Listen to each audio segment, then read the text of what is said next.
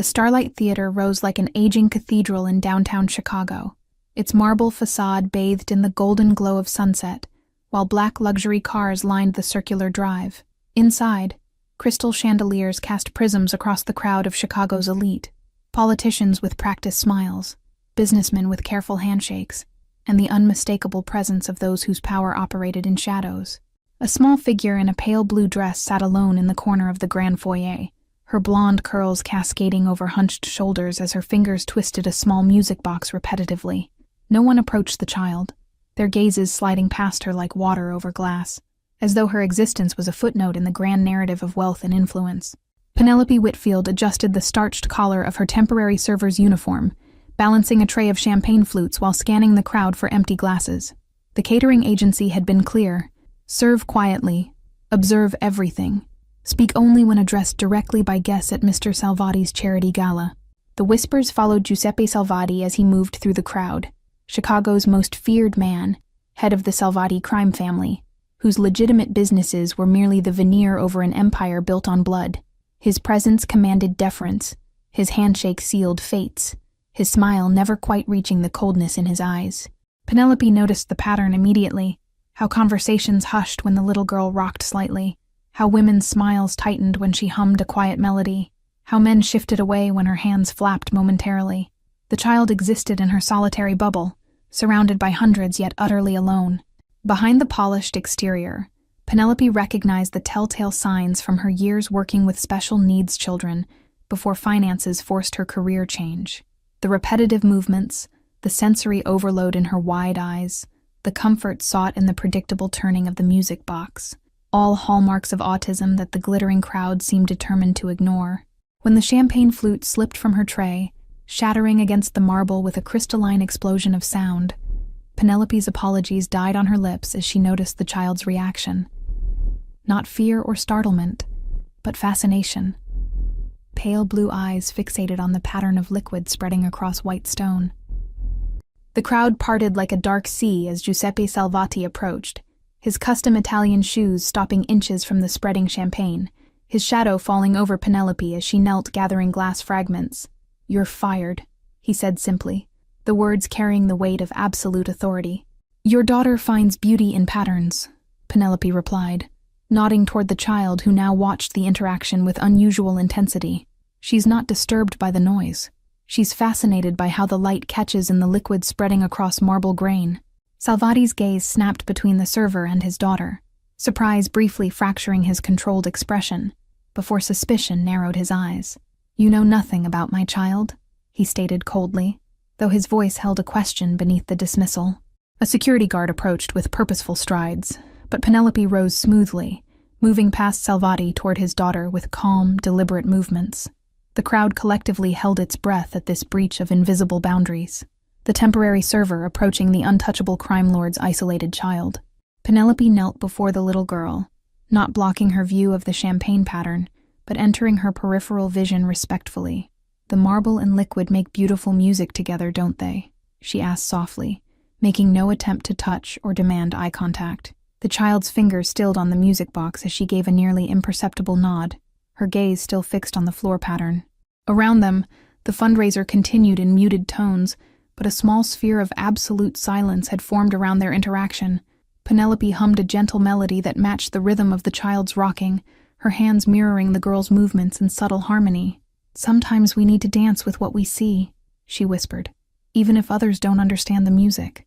Then Penelope stood and offered her hand, palm up, without demand or expectation. A bridge extended across worlds. "Would you like to dance with me?" she asked simply, as the orchestra in the main hall began a new waltz. The entire room seemed suspended in disbelief as the little girl, who had never willingly touched a stranger, slowly placed her small hand in Penelope's, rising from her isolated corner. Something luminous and fragile passed between them, a connection forged in a language beyond words. The Salvati estate dominated the North Shore skyline, a sprawling stone fortress framed by ancient oak trees, whose shadows stretched like protective sentinels across manicured lawns. Penelope stood at the massive iron gates the following morning, clutching the formal invitation that had arrived at her apartment door at dawn, an offer of employment she couldn't afford to refuse. Head housekeeper Mrs. Bianchi led her through corridors of cold opulence, Italian marble floors, Renaissance paintings flanked by actual Medici artifacts, and security cameras disguised as classical sculptures. "Mr. Salvati rarely brings outsiders in," she whispered, her eyes communicating volumes about the unusual nature of this arrangement. The West Wing remained eerily silent, a stark contrast to the controlled bustle of staff attending to the main house. Here the curtains remained drawn, dust gathering on ornate picture frames holding photographs turned face down, as though memory itself had been deliberately hidden away. Penelope's quarters adjoined a cheerful yellow bedroom filled with untouched toys, educational materials arranged with mathematical precision, and walls covered in detailed drawings of ballet dancers frozen mid-pirouette. Despite the obvious care taken in the room's design, it felt sterile, untouched by the joyful chaos of actual childhood. "Cecilia doesn't speak, Mrs. Bianchi explained, arranging fresh flowers in a crystal vase. "Not since the accident that took her mother 3 years ago, the same night Mr. Salvati forbade dancing in this house forever." Security Chief Farron conducted Penelope's mandatory briefing with military precision, his scarred face betraying nothing as he outlined protocols for emergencies, restricted areas, and the essential rule. "Mr. Salvati's business associates never interact with his daughter. Ensure she remains in the West Wing during meetings." The child appeared in the doorway like a ghost, barefoot in a simple white dress, blonde curls framing a face that observed everything yet revealed nothing. She made no acknowledgement of Penelope's presence, instead crossing to the window where sunlight created patterns across the Persian rug. "Hello, Cecilia," Penelope said warmly, making no move to approach or touch. "I'm here to be your friend, not to change who you are or how you see the world, just to walk beside you for a while." From the shadows of the hallway, Giuseppe Salvati watched the interaction with guarded eyes, his knuckles white against the doorframe. The new tutor spoke to his daughter without condescension or pity, the first person since his wife who addressed Cecilia as a complete human, rather than a collection of diagnoses. The estate felt like a museum dedicated to grief, where emotions had been catalogued, labeled, and locked away from public view. Photographs absent from walls left lighter rectangles like headstones marking where memories once lived, their absence a presence unto itself. Cecilia's movements through her daily routine revealed a child trapped in precise patterns, breakfast arranged in specific color order, clothing selected by texture rather than appearance, and a profound avoidance of the East Wing music room. Her world had been carefully constructed to avoid anything that might trigger memories. When Penelope found the hidden ballet slippers beneath floorboards in Cecilia's closet, their satin worn thin from secret use, she understood the magnitude of her discovery. These weren't just shoes, but artifacts of rebellion, a child's desperate attempt to maintain connection with her lost mother. The security cameras tracked Penelope's every movement through the mansion, a constant reminder that in this household, trust was theoretical at best. Even the gardens were monitored, guards patrolling the perimeter with weapons visible enough to discourage any thought of escape. At dinner, Salvati observed his daughter from the head of the massive table, his questions about her day directed to Penelope rather than Cecilia herself. "She doesn't understand enough to answer," he explained, though the flash in Cecilia's eyes suggested a comprehension far deeper than he acknowledged. As darkness settled over the estate, Penelope discovered Cecilia in her room, moving in perfect silence to music only she could hear. Her movements were precise, disciplined, not the random motions of stimming, but the deliberate forms of classical ballet executed with startling precision. "Your secret is safe with me," Penelope whispered from the doorway, causing the child to freeze mid-pirouette, fear replacing the rare joy that had animated her features. "Sometimes our hearts need to dance even when the world tells us to be still." The abandoned garden house stood partially hidden by weeping willows at the estate's edge, its windows clouded with dust and memories, floorboards creaking beneath their cautious steps. Penelope swept away cobwebs from an antique gramophone while Cecilia explored the space with careful measuring steps. "This was your mother's private studio," Penelope observed, noting the mirrors along one wall now draped in yellowed sheets, the ballet bar bolted to the wall collecting dust like fallen snow. The room held the suspended breath of interrupted joy, as though waiting for dancers to return and complete movements abandoned mid-step. When Penelope uncovered the gramophone and wound its mechanism, the first strains of Tchaikovsky filled the space, notes floating like ghosts through stagnant air. Cecilia froze, her entire body vibrating with recognition, fingers fluttering at her sides like captured butterflies seeking escape. The transformation began slowly, Cecilia's rigid posture softening, her perpetual silence giving way to a barely audible hum that matched the melody. Her small feet shifted automatically into first position, muscle memory awakening from a 3-year slumber. "Your mother lives in your movements," Penelope said softly, maintaining careful distance as Cecilia began to sway. "When you dance, you speak with her voice, your body remembering what your words cannot express." With each passing day, they established new patterns. Mornings devoted to traditional education, adapted to Cecilia's unique learning style. Afternoons spent in the secret studio where dance became their shared language. The girl who wouldn't make eye contact now communicated volumes through arabesques and pliés. Giuseppe Salvati's business kept him away for extended periods, his empire demanding constant attention, though security cameras throughout the estate ensured his virtual presence was inescapable. During his absences, the household breathed more freely, staff moving with less rigid precision. Penelope discovered the photo albums in the garden house attic, memories preserved in fading color of a smiling woman with Cecilia's blonde curls, captured mid-leap across international stages. Catherine Salvati, prima ballerina, newspaper clippings proclaimed, until marriage to Chicago's most dangerous man had removed her from the spotlight. "Your father doesn't hate dance," Penelope realized, piecing together the timeline from yellowing programs and photographs. "He associates it with the accident. Your mother was returning from teaching your lesson when her car was targeted by rival families. The forbidden became sacred, stolen moments of freedom within gilded confinement, as Cecilia's movements grew more confident, her silent communication more nuanced. For the first time, Penelope glimpsed the child beneath the diagnosis, a mind expressing complex emotions through the poetry of movement. Physical changes manifested gradually, Cecilia's posture straightening, her gaze occasionally meeting others, small nods replacing complete withdrawal. The staff noticed, exchanging glances when the child accepted a strawberry directly from the cook's hand without her customary hesitation. Mrs. Bianchi caught them returning from the garden house, Cecilia's cheeks flushed with exertion, Penelope carrying worn ballet slippers. Instead of reporting them, the housekeeper silently produced a key ring from her pocket, removing the garden studio key and pressing it into Penelope's palm with a conspiratorial smile. "Mr. Salvati returns tomorrow," she warned, her loyalty to her employer warring visibly with her love for the child who showed the first signs of emerging from grief's cocoon. "Be careful. There are eyes and ears beyond the cameras." That night, Cecilia slept with the ballet slippers beneath her pillow, one small hand resting protectively over their hiding place. For the first time since Penelope's arrival, the child's face relaxed completely in sleep. The constant vigilance temporarily surrendered to dreams of movement and music. The atmosphere changed with Giuseppe's return, tension seeping through the estate like rising floodwater as security doubled and staff spoke in hushed tones. His world of calculated violence remained carefully separated from Cecilia's protected sphere, though the boundaries between them grew increasingly permeable.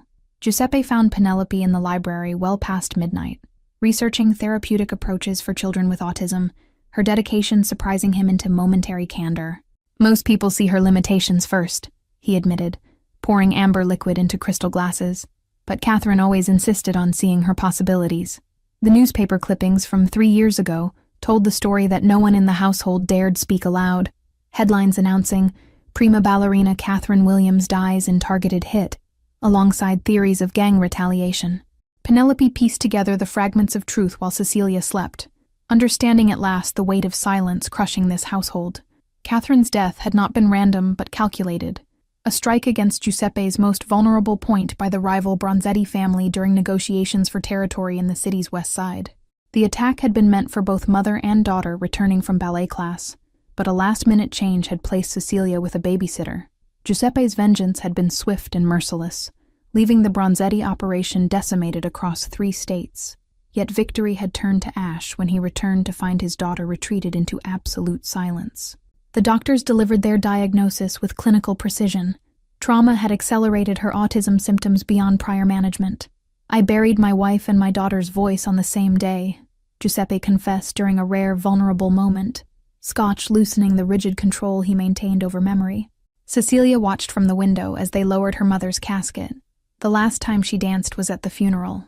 The hidden room behind Giuseppe's study contained evidence of his desperate search for answers, specialist consultations from across the globe, experimental treatment proposals, and therapies abandoned when they promised normalcy rather than understanding. His love manifested as fierce protection warped by grief into isolation. Mrs. Bianchi revealed that Catherine had been planning to leave the criminal lifestyle behind, convinced that Cecilia needed stability away from danger. The accident happened 3 days before their scheduled departure to Europe. Tickets were purchased, arrangements made for a new life teaching ballet. Security Chief Farron's loyalty to Giuseppe stemmed from deeper bonds than employment. He had been driving the decoy car intended to draw attention from Catherine's vehicle, his scarred face the result of the explosion he survived while she did not. His vigilance around Cecilia carried the weight of atonement. The East Wing music room remained locked, preserved exactly as it had been the day of Catherine's death. Sheet music still open on the piano, a child-sized tutu draped over a miniature bari, 2 water glasses on the side table with lipstick on one rim. Giuseppe kept the only key on his person always. He can't bear to dismantle her presence, yet can't bear to confront it either, Mrs. Bianchi explained, polishing silver that already gleamed. So the room remains frozen in time, like his grief, neither acknowledged nor resolved. Cecilia's medical records revealed the complexity of her condition, her autism complicated by selective mutism triggered by trauma, her brilliant mind trapped behind walls of anxiety and sensory processing challenges. Previous therapists had attempted forcing speech with mounting frustration, rather than finding alternative communication pathways. Giuseppe's criminal empire operated with clockwork precision despite his distraction. Lieutenants managing day-to-day operations while he approved major decisions from his study, opponents still trembling at his reputation despite his withdrawal from public operations. Power maintained through calculated fear required minimal presence. The rival families interpreted Giuseppe's focus on his daughter as weakness, whispers spreading through Chicago's underworld about the fearsome Salvati going soft in his grief. Surveillance photos of his estate appeared in police files and competitor dossiers alike, vulnerability assessed for potential exploitation. For 3 years, Cecilia had lived as though underwater, sounds muffled, connections distorted, the world experienced through protective filters that kept pain at bay but imprisoned joy equally. Her drawings revealed this perspective, beautiful renderings of daily life viewed through rippling glass. "I don't need her fixed," Giuseppe admitted during a rare moment watching Cecilia arrange colored blocks in patterns only she understood. "I just need to know she's still in there somewhere, that I didn't lose everything that night." The turning point came unexpectedly during dinner, when Penelope subtly adjusted the silverware Cecilia had been realigning repeatedly, completing the pattern rather than disrupting it. The child looked up in momentary surprise, the briefest flash of recognition crossing her face before she returned to her meal. That night, Penelope found Giuseppe in Catherine's preserved music room, scotch untouched, as he stared at the piano where his wife had once played lullabies for their daughter. Catherine always said Cecilia danced before she walked. That music spoke to her in ways words never could, he whispered to the ghosts surrounding him. Dawn filtered through gauzy curtains as Penelope discovered Cecilia already awake, methodically arranging her collection of music boxes by tone rather than appearance. Without breaking the child's concentration, Penelope hummed along with each tiny melody, creating harmonies that brought Cecilia's movements to a momentary pause. "Today we try something new," Penelope suggested, placing colored scarves on the floor in a rainbow pattern. "Sometimes our bodies speak more clearly than our voices. Show me how blue feels compared to red." The breakthrough occurred unexpectedly when Cecilia selected the blue scarf, wrapping it around her wrists as she performed a series of flowing movements that perfectly captured melancholy. Her face remained neutral, but her body articulated complex emotions her voice had abandoned years before. Each color elicited different movements, red producing sharp, angular motions, yellow creating buoyant, floating sequences, purple inspiring slow, thoughtful rotations. Through dance, Cecilia revealed a sophisticated emotional vocabulary that had been imprisoned within her silent exterior. When Giuseppe observed the session from the doorway, his presence usually causing Cecilia to retreat into rigid patterns, she instead offered him the green scarf with extended hands. The gesture, the first voluntary interaction she had initiated with her father in years, left him momentarily speechless. "Green was Catherine's favorite," he murmured, accepting the scarf with reverent hands while Cecilia resumed her dance, now incorporating movements that mimicked elements of her father's characteristic gestures, strength tempered by unexpected gentleness. Progress manifested in small rebellions against established patterns, Cecilia requesting strawberry jam instead of grape through pointing, selecting outfits independently, and creating increasingly complex dance sequences that incorporated narrative elements from picture books Penelope read aloud. The garden studio became their sanctuary, its restoration a collaborative project as Farron secretly installed new mirrors. Mrs. Bianchi arranged for piano tuning during Giuseppe's business trips, and the gardener planted Catherine's favorite lilacs outside the windows to perfume their afternoon practices. "Your mother believed in muscle memory," Penelope explained, guiding Cecilia through ballet positions with gentle adjustments rather than forced manipulation. "Your body remembers joy it experienced before words became difficult. We're just helping it remember." The music box that never left Cecilia's possession contained more than melody. When accidentally dropped, its broken bottom revealed a hidden compartment, holding a folded note in Catherine's handwriting. "For my eternal dancing star, remember that even when words fail, your body speaks truth." Giuseppe found them practicing arabesques in the garden studio, his arrival unannounced after an early return from business in New York. Instead of anger at the forbidden activity, his face registered shock at his daughter's transformation, her movements fluid and purposeful, joy illuminating her features for the first time in 3 years. "She looks like Catherine," he whispered, remaining in the doorway as though afraid his presence would shatter the miracle before him. Cecilia continued dancing, acknowledging her father with a deliberate pirouette in his direction, communication more profound than words could achieve. That evening, Giuseppe ordered the East Wing music room unlocked, dust covers removed from furniture, and fresh flowers placed in Catherine's favorite vases. "Some ghosts need to be faced," he explained to a startled Mrs. Bianchi, his voice heavy with resolution rather than confidence. Cecilia entered the preserved room with cautious steps, her fingers trailing across the piano keys without pressing them, body absorbing the space where her last memories with her mother had formed. Rather than triggering withdrawal, the room seemed to ground her, connecting past joy to present possibility. The household staff watched in quiet amazement as small changes rippled through established routines, Giuseppe taking meals with Cecilia rather than in his study, security protocols relaxed to allow garden access without escorts, and most surprisingly, the delivery of a new piano to the previously silent West Wing. When Penelope began teaching Cecilia a simplified version of Catherine's favorite Tchaikovsky piece, transforming musical notes into a visual system of colored dots Cecilia could follow, Giuseppe watched from the hallway with an expression caught between grief and gratitude, the past simultaneously honored and transcended. The invitation arrived on heavy cream stationery, the Chicago Children's Ballet Foundation annual fundraiser, requesting the honor of the Salvati family's attendance and support. Giuseppe's immediate refusal softened only when he noticed Cecilia's intense focus on the embossed ballet slippers decorating the envelope's seal.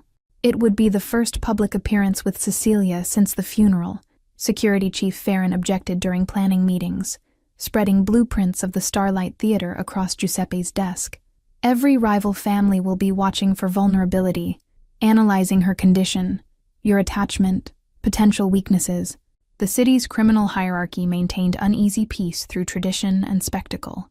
Public charity events where families demonstrated power through generosity while conducting business beneath the veneer of philanthropy. Giuseppe's 3-year absence from such gatherings had created dangerous uncertainty about his continued authority. "Cecilia needs to see ballet performed professionally," Penelope advocated, standing her ground despite the tension crackling through Giuseppe's study.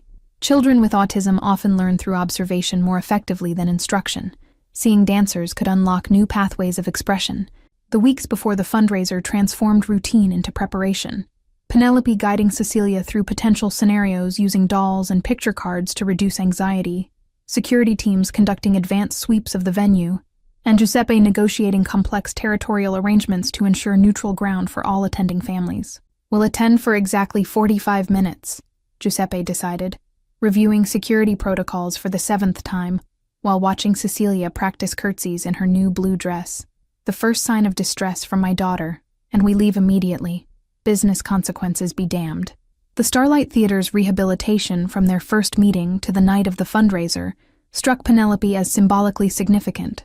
Fresh paint covering aged walls, new lighting brightening former shadows, restoration rather than replacement honoring the structure's historic character while embracing renewal. Cecilia's reaction to the building exceeded all expectations. Her usual anxiety in new environments replaced by focused fascination with the theater's architecture, her movements becoming more deliberate as they approached the backstage areas where professional dancers warmed up before the charity performance. Mr. Salvati, greeted Dario Falcone, head of the Eastern Territories and Giuseppe's chief rival, his tone balancing between respect and assessment as his gaze lingered on Cecilia. We'd begun to think you'd retired permanently to domestic life. The business community has felt your absence keenly. The undercurrents of power flowed beneath polite conversation. Family heads evaluating Giuseppe's protective stance beside his daughter, lieutenants calculating revised threat assessments, wives whispering behind programs about the unusual presence of Penelope alongside the feared crime lord. During the pre-performance reception, Cecilia remained close to her father until spotting a professional dancer adjusting her pointe shoes in a quiet alcove. Without warning, she separated from the group, drawn to the familiar ritual like a moth to flame. Giuseppe's security team moved to intercept, but Penelope placed a restraining hand on his arm. "Watch," she whispered, as Cecilia approached the ballerina, who looked up with surprise that melted into understanding as she recognized the focused fascination in the child's eyes. With graceful intuition, the dancer extended her foot, demonstrating the ribbon-tying technique, while Cecilia observed with complete attention, her body subtly mirroring the movements. Around them, the crowded reception continued, but a small bubble of perfect communication had formed between artist and silent admirer. "She's communicating," Falcone observed, appearing beside Giuseppe with calculated casualness, his tone revealing genuine surprise. "The rumors about her condition appear to have been greatly exaggerated. Interesting that you've allowed such misconceptions to persist." The performance itself transported Cecilia completely. Her usual repetitive movements stilled as she absorbed every leap and turn on stage, her focus so complete that she seemed to breathe in rhythm with the dancers. Beside her, Giuseppe watched his daughter rather than the stage, witnessing her transformation through art.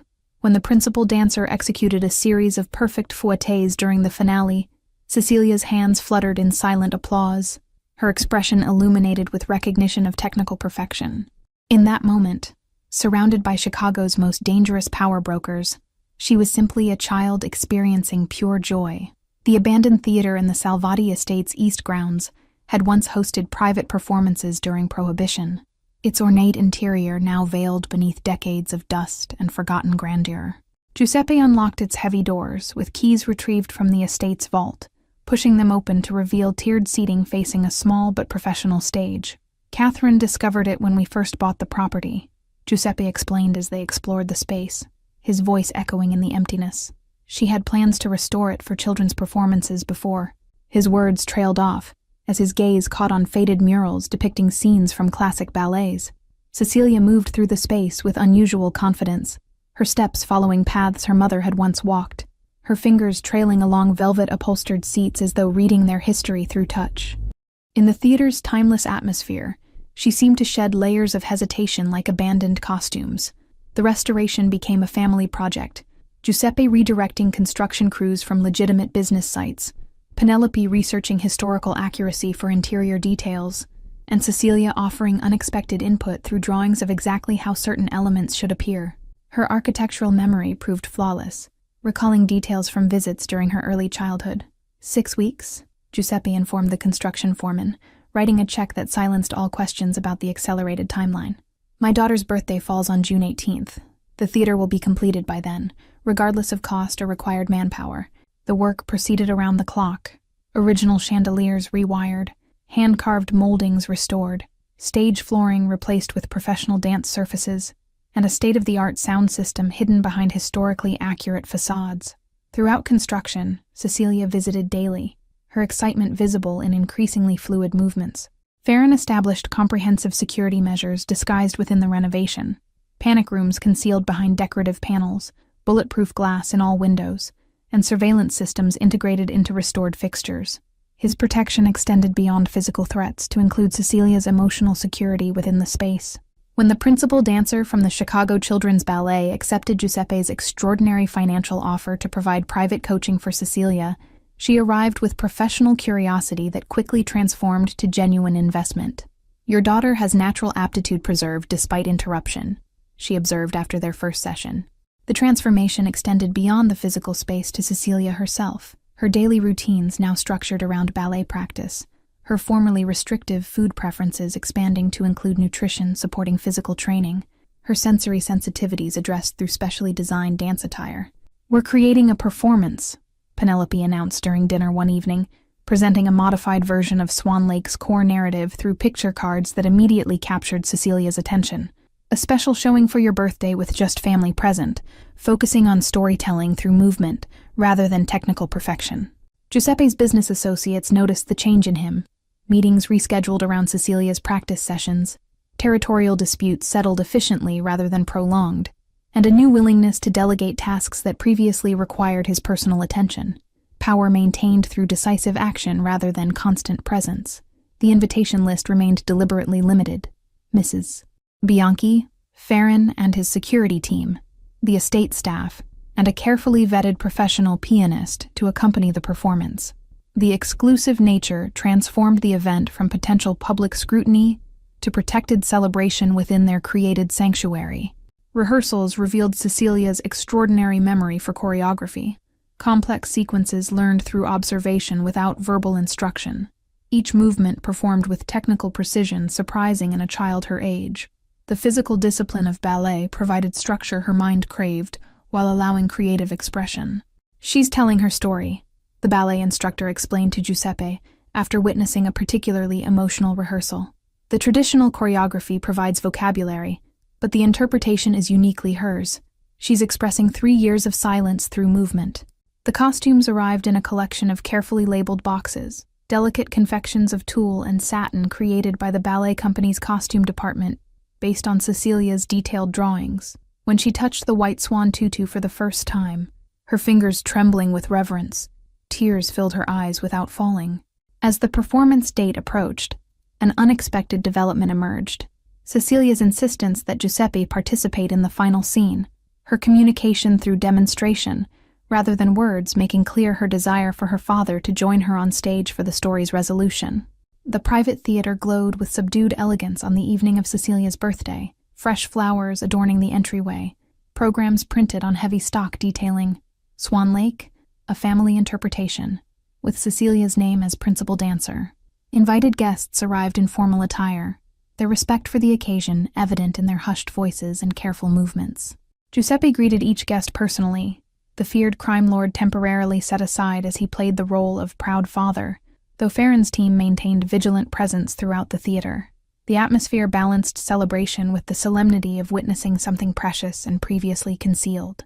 Behind the velvet curtains, Penelope helped Cecilia prepare, arranging blonde curls into a perfect ballet bun adorned with tiny crystal pins that had once belonged to Catherine. The child's usual pre-performance anxiety manifested in repetitive hand movements that gradually calmed as they completed their established preparation ritual. "Your mother is watching tonight," Penelope whispered, adjusting the swan tiara one final time. "Dance for her, dance for yourself, and remember, perfection isn't the goal, expression is." When the house lights dimmed and the curtains parted, the collective intake of breath from the audience greeted the transformation of the once silent child into a performer, commanding the stage with unexpected presence. Cecilia began with tentative movements that visibly strengthened as the music embraced her. The adapted story portrayed the white swan as a being caught between worlds, unable to speak in human form yet conveying profound emotion through movement, her isolation gradually overcome through connection with others who learned to understand her silent language. Mrs.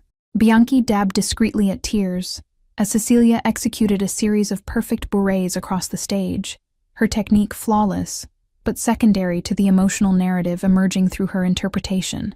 The housekeeper who had witnessed 3 years of frozen grief now observed its thawing through artistic expression. During the Black Swan variation, Cecilia portrayed inner struggle with remarkable sophistication, her movements alternating between sharp precision and fluid vulnerability, her facial expression shifting subtly to convey conflict between withdrawal and connection, safety and risk, past and future.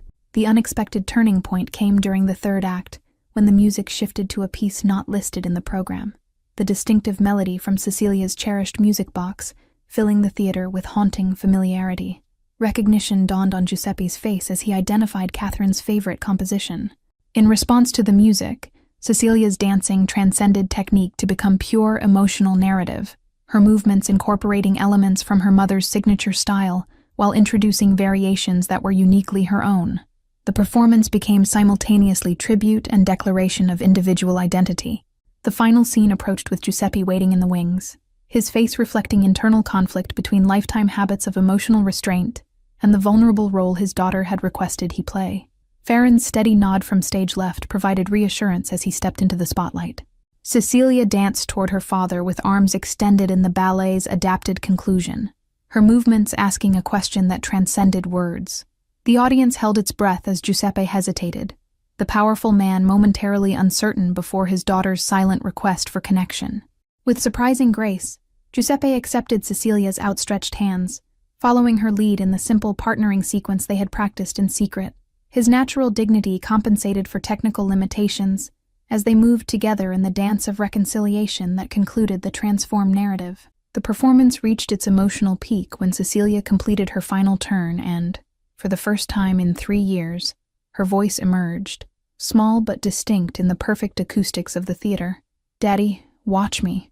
The 2 simple words carried the weight of 1,000 unspoken conversations. Giuseppe's composure shattered at the sound of his daughter's voice, his controlled facade yielding to raw emotion as he knelt to her level on the stage.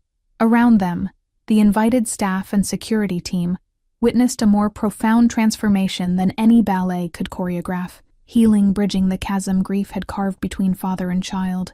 As the final notes faded, Cecilia stepped forward to address the stunned audience, her voice gaining strength with each carefully formed word. "Thank you for seeing me dance. My mother always said that some stories can only be told through movement, but now I'm ready to use words again too." The success of Cecilia's performance created ripples extending beyond the Salvati estate, staff speaking of the miracle to relatives, the ballet instructor mentioning the extraordinary talent to professional colleagues, whispers spreading through Chicago's interconnected social circles about the crime lord's daughter emerging from silence. Dario Falcone received the intelligence report in his downtown penthouse, surveillance photos showing increased activity at the Salvati estate, including regular visits from the principal dancer of the Chicago Ballet. "So the child is Giuseppe's weakness," he mused, setting plans in motion that would exploit this newly confirmed vulnerability. Security breaches began as subtle tests, a delivery truck arriving without proper credentials, a drone briefly flying over the estate grounds before being disabled by Farron's team, unusual network traffic probing the mansion's digital defenses. Each incident heightened Giuseppe's protective instincts while revealing potential weaknesses in their security protocols. The threatening letter arrived on expensive stationery, its message composed from newspaper clippings.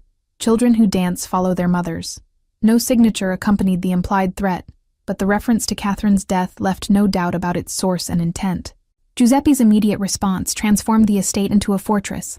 Additional guards posted at all entrances, Cecilia's outdoor activities suspended indefinitely, and Penelope instructed to remain on the grounds at all times.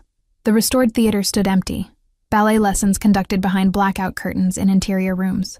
"We could disappear," Giuseppe considered during late-night strategy sessions with Farron, satellite images of potential safe houses spread across his desk.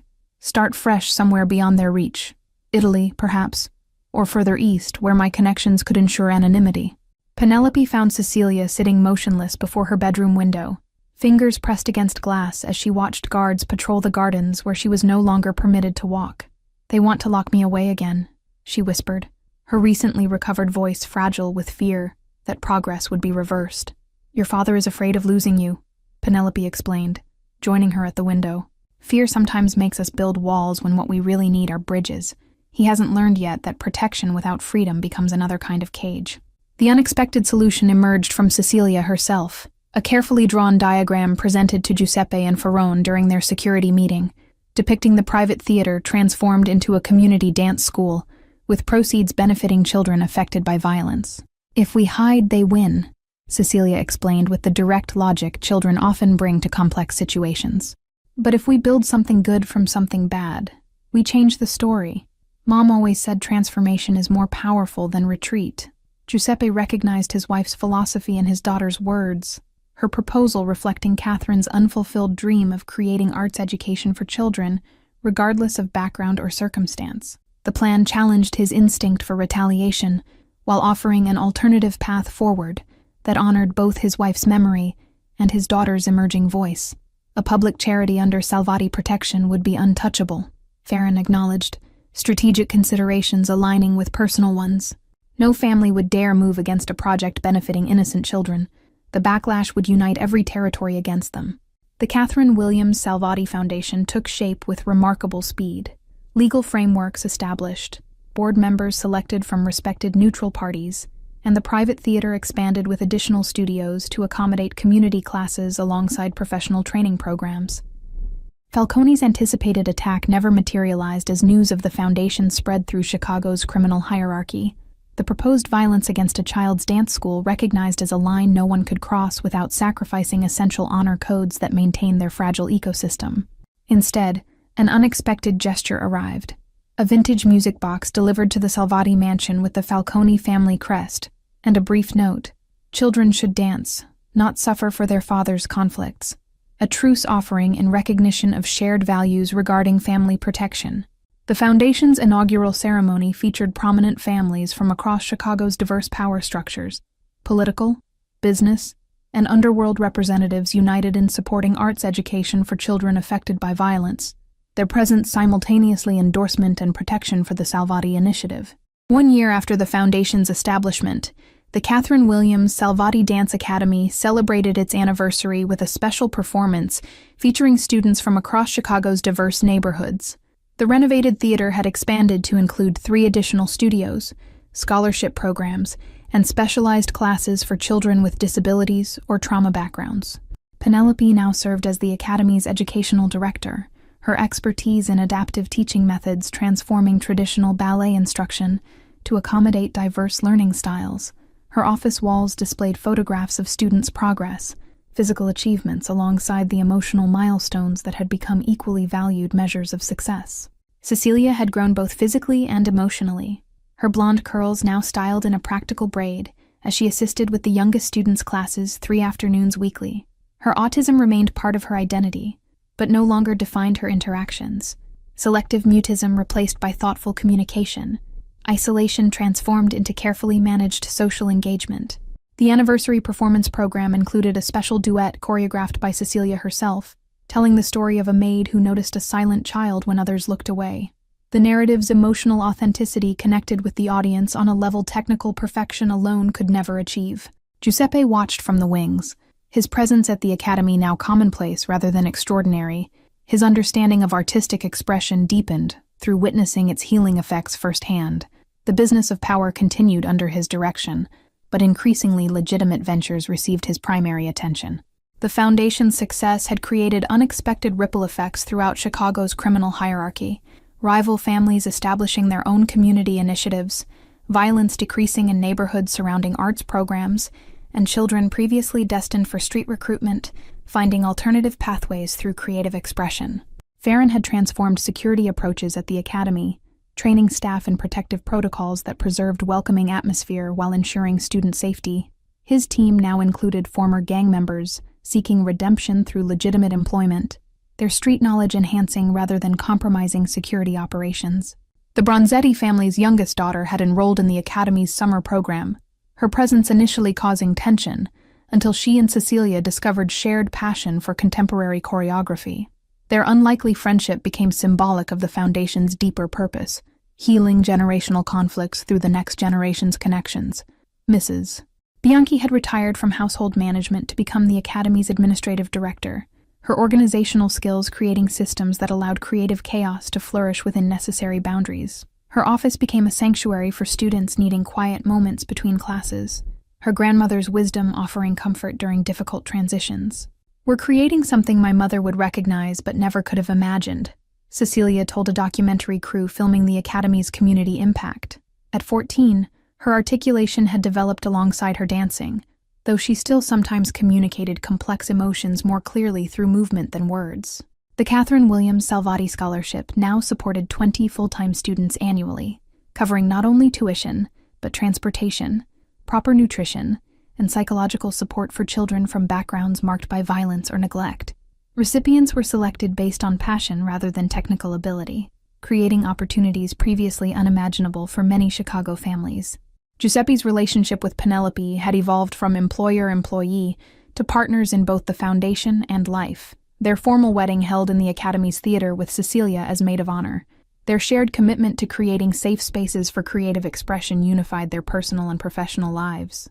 The annual Foundation Gala brought together Chicago's most powerful figures, political leaders, business magnates, and representatives from all major families now united in supporting arts education. What had begun as protection for one child had expanded to shield hundreds, the collective investment creating neutral ground previously unimaginable. Dario Falcone arrived at the gala with his grandson, a serious boy whose interest in technical theater had blossomed through the Academy's backstage program. "Our children will build bridges we never could," he acknowledged to Giuseppe during their now customary annual conversation, business rivalries contained within boundaries that excluded the next generation. When the lights dimmed for the evening's showcase performance, Cecilia took center stage in a modern adaptation of Swan Lake that incorporated elements from her first performance while demonstrating her technical growth. The narrative had evolved, no longer about transformation from swan to human, but celebrating the unique perspective of existing between worlds. As the final curtain fell and applause filled the theater, Penelope watched Giuseppe embrace his daughter with uninhibited pride, the emotional walls that once separated them long dismantled. The journey from isolated grief to connected purpose had transformed not only their family, but an entire community's understanding of healing through artistic expression. If this story touched your heart, showed you how one person noticing what others ignore can change lives forever, or reminded you of the power of connection beyond words, please support our channel. Let us know in the comments where you're watching from around the world, and don't forget to subscribe, like, and share this video to help us continue bringing stories that illuminate the human spirit in its most beautiful, resilient forms.